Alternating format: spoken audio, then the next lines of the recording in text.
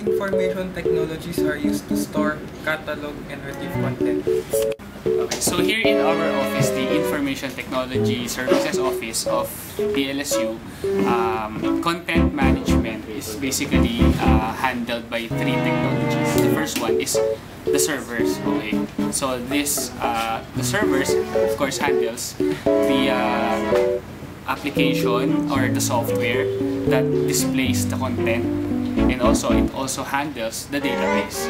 So the second technology is the database, which contains the data or the information that is being displayed in a web page. And of course, the third technology is the software or the web development tool that basically handles the design of the content management. What kind of information sources are used to supply the content? Okay, so information sources are coming from the different users or different departments or the different people in the Lasallian community. Like for instance, if a student organization wants to announce something, like an activity of theirs, they would file a request to ITS to post that announcement or probably a banner that is displayed in the website for all the other students to know that they have a certain activity coming up.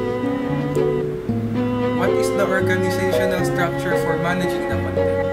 Organizational structure of for managing the content are here in our office. It is handled first. The content is coming from the users, like what I said earlier. They decide on what to announce or what to display in the content, a website.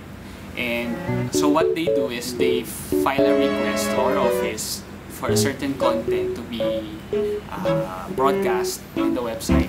And the web team of our office will receive that request. So the web team's head would decide if the certain request would be approved or not. So they would, if it's a big request or a big project, they would have to meet with the user to talk about the details of the said project.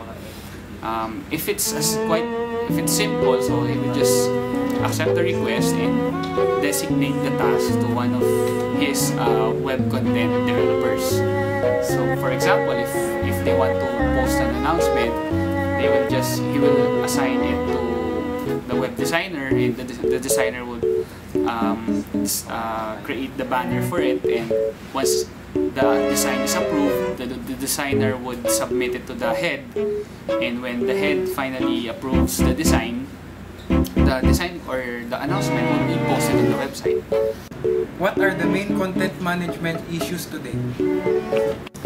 Okay, so the main issue on content management today would probably be the policies for displaying a certain content, because up to now there are still issues on whether or not the content is valid or invalid, or worth posting.